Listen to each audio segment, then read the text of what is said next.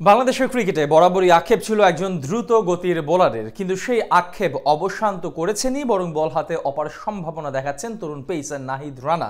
পাকিস্তানের বিপক্ষে গত ম্যাচে সর্বোচ্চ গতির ডেলিভারি করে ভেঙেছেন তাসকিন ইবাদতের রেকর্ড। তবে এবার তার চোখ বিশ্ব তারকাদের দিকে। খুব শীঘ্রই হয়তো চলে যেতে পারেন শন টেট, ব্রেটলি কিংবা শোয়েব আখতারের কাতারে।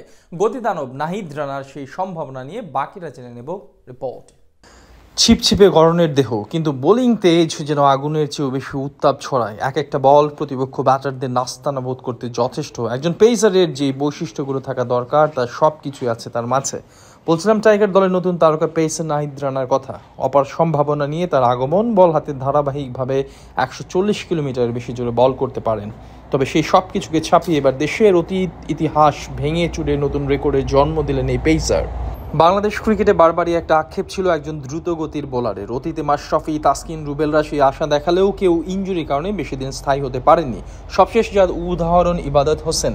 তবে মাত্র 21 বছর বয়সী নাহিদ রানা যেন সবার থেকে আলাদা। বল হাতে ধারাবাহিকভাবে গতি তুলতে পারেন, সাথে বাউন্সি উইকেটে যে কোনো ব্যাটারদের বিপদে ফেলতে তিনি সক্ষম।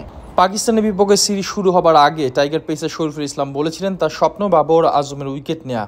তার সেই স্বপ্ন প্রথম ইনিংসেই পূরণ হয়, কিন্তু শরীফুলের মতো এই ম্যাচে নাহিদ রানাও বাবর আজমকে আউট করেন। দ্বিতীয় ইনিংসে বাবর যখন একটু একটু করে ভয়ঙ্কর হয়ে দাঁড়াচ্ছিলেন টাইগারদের বিপক্ষে, ঠিক সেই মুহূর্তে রানার 145 কিলোমিটারের বেগের বল ধসে দেয় পাক ব্যাটারের স্টাম্প, যা সুবাদে ম্যাচে ফেরে বাংলাদেশ। এই ম্যাচে ওই উইকেটের পাশাপাশি আরও একটি রেকর্ড করেন তিনি। দেশের ক্রিকেট ইতিহাসে এখন দ্রুত গতির বোলারে পরিণত হয়েছেন রানা।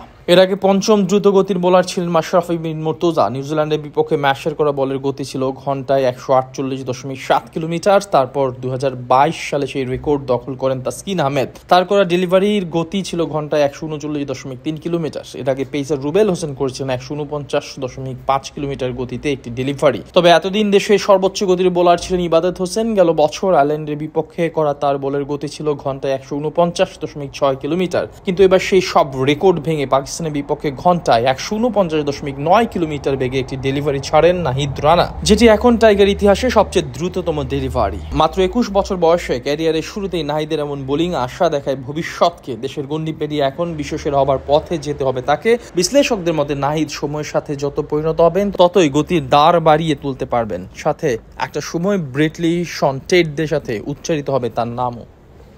একজন পেসারের যে বৈশিষ্ট্যগুলো থাকা দরকার তার সব কিছুই আছে তার মাঝে। বলছিলাম টাইগার দলের নতুন তারকা পেসার নাহিদ রানার কথা।